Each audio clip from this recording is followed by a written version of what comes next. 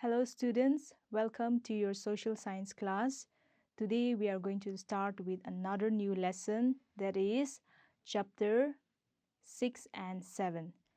The name of the lesson is The Festivals We Celebrate, and this lesson is in page number 42 to 51. Okay, chapter 6 and 7, The Festivals We Celebrate, page number 42 to 51. So before I begin this lesson, I need to remind you about the different districts that we have in Nagaland, and these different districts also have different festivals the entire year. Okay, starting from January till November, every tribes living in these districts have their festivals. In some of these districts, there are more than one tribes, like Kohima, where we have Angamis and Rengmas, whereas in other districts like Wokha, we have the Lothas, right? So in some districts, we have one tribe, whereas in some districts, we have two tribes, okay? So altogether, we have 11 districts. So this story is about a brother named Irangbe, and he had a older brother, Diswang, okay? So Irangbe was the younger brother and Diswang was the older brother. So Irangbe, he asked his older brother about the Naga festivals, okay? So since Diswang had more knowledge about these Naga festivals, he decided to give him more knowledge on the Naga festivals, when it is celebrated, which of these festivals belongs to which tribe, and so on. So from this lesson, you are going to learn about so many different festivals of Nagaland. Also, apart from these festivals, I'm going to give you some more knowledge about how these festivals are celebrated and what are the things that you will see in these festivals. All right. So, in a Naga festival, you will see different traditional dresses. So, every tribes have different traditional dresses, whether it's color, the designs, then some of the traditional dresses also include the shield, okay? And then the folk dances are different, folk songs are different. In some of the traditional dances, you would also get to see some folk tales where they try to tell you stories about some warriors. And then during the festivals, people eat food together in large gathering. Some of them also share foods among their neighbors, or the whole village gather together to have food, okay? So these are some of the examples of the traditional dresses. So we have shawls. Every shawls have different designs. It may be of similar color, but they have different designs. So with the age, even the colors of the traditional dresses are changing, okay? Then certain dresses belongs to the younger ones and certain dresses belong to the older ones. And then there are certain necklaces for men and women, okay? So see here in this picture, you see that children wear different types of clothes during the festivals, and altogether everyone wear traditional dresses. There are also traditional dresses for men, the married men, and different ones for married women, and as well as for married men also they have different dresses, okay? So both the men and women, they wear the traditional dresses, but in some tribe they have the headgears, okay, something that they put on their head. All right, so those are headgears. Some of the men, they hold the daws, as you can see in the picture here. Some of them use spears, shield, or they also hold their bamboo cups or wooden plates, okay? So it is said that in some tribes, during the festivals, the older men and women, especially the leaders of the village or someone who has great power or who has achieved great things, they wear a different type of dress. During the Naga festivals, what you will see is dances And some of the tribes, along with their songs, they also play the log drums, okay? And some of the women, they dance together. Also in some of the traditional folk dances, both the men and the women, they dance together.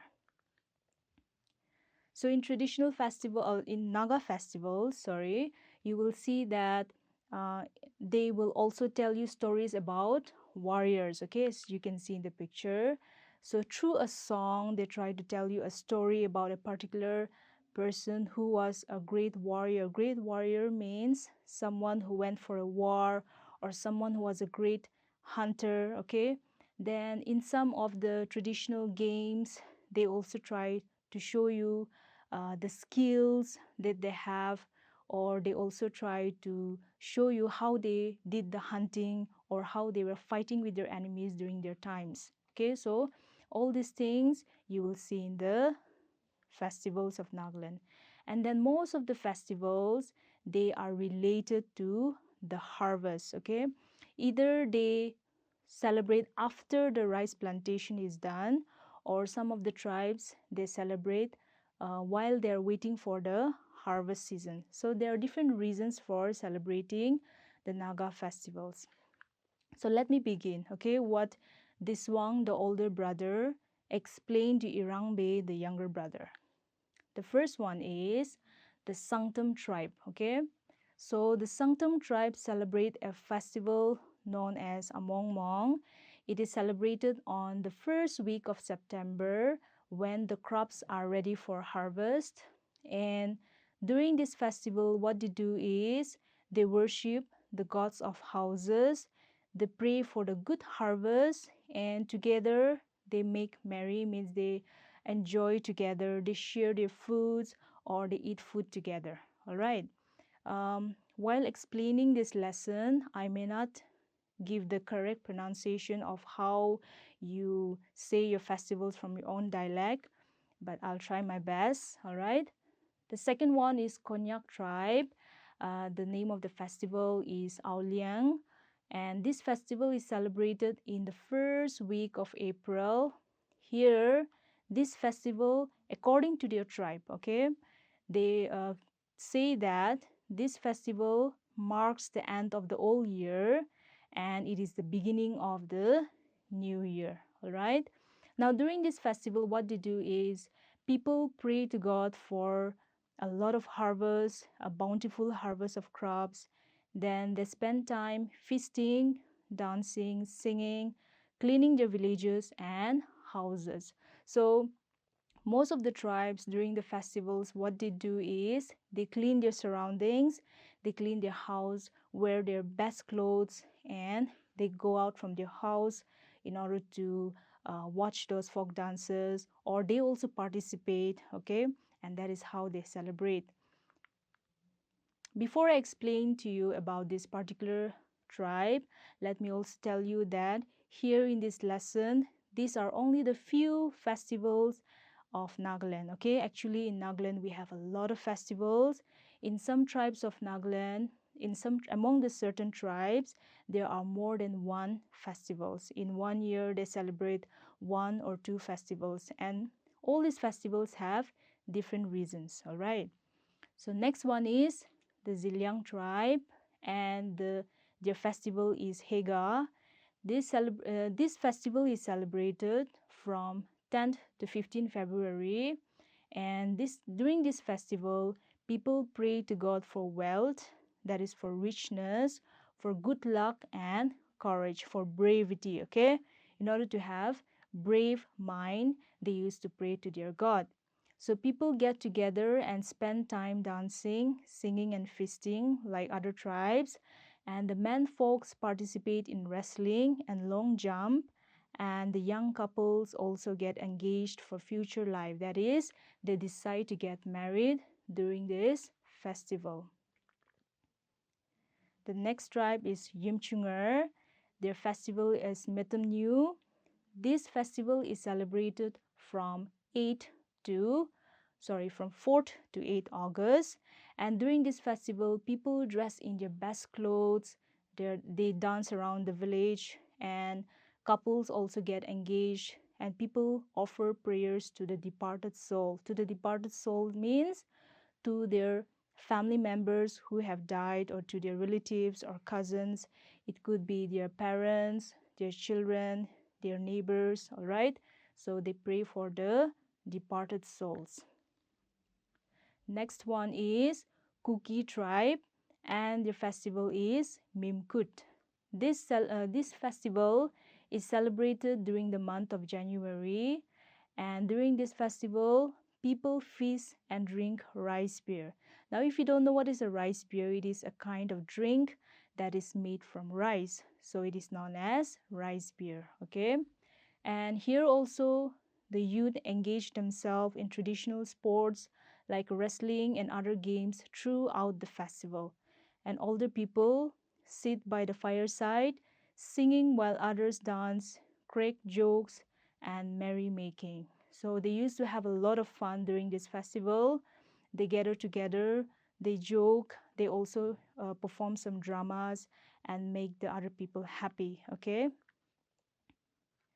Next one is Kimungan, and their festival is Miu.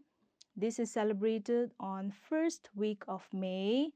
During this festival, people sow seeds in new fields, and all family members go to the field and perform rituals and prayers. So during this festival, what they do, they go to their own fields and they offer prayers or do some rituals, okay? Then people offer animal blood and flesh to their gods. So it is said that the Nagas were nature worshippers earlier, right? So you can see from the way they celebrated their festivals. Next one is Ao. The festival is Muatsu. This is celebrated from 1st to 3rd May.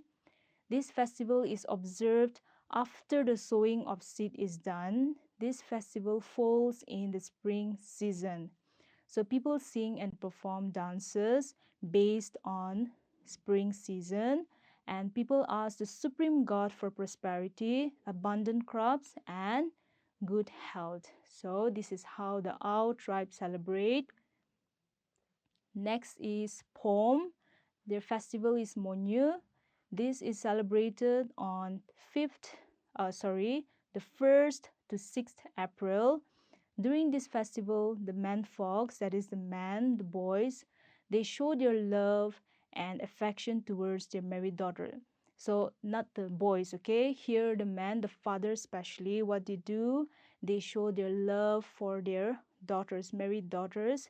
Since the daughters are married and they have gone to another house, to their husband's house, so during this special day, the fathers, they give certain gifts or certain special things to their married daughters, okay? And also, people spend time eating, drinking, and dancing. So by now, I'm sure you have learned that Naga festivals are mostly about feasting, dancing, and singing, right? Next is Chang tribe, and their festival is Naknyulam. It is celebrated in the month of July. During this festival, people decorate their houses and footpaths with special kinds of leaves called ngonam, okay? So here, what people do, they engage in feasting and merrymaking like everyone else. So both young and old play traditional games. People clean houses and village surroundings. So during this festival, they not only decorate their houses with special leaf, but they also play games together. They sing, dance, and then they used to have a grand feast together. Next is Rengma tribe. Their festival is Ngada, and this is celebrated in the end of November. During this festival, people remember the departed souls, okay? The ones who died, they remember them. And this festival is especially about Thanksgiving and merrymaking. And a grand feast is arranged where the whole village eat together. People believe death go to their land after this festival. So this tribe they believe that after the festival get over, the dead souls, okay, the one who died, their souls leave them and they go to their own land, okay. Next is Angami, and their festival is Sakrani. It is celebrated on 25th day of Angami month of February.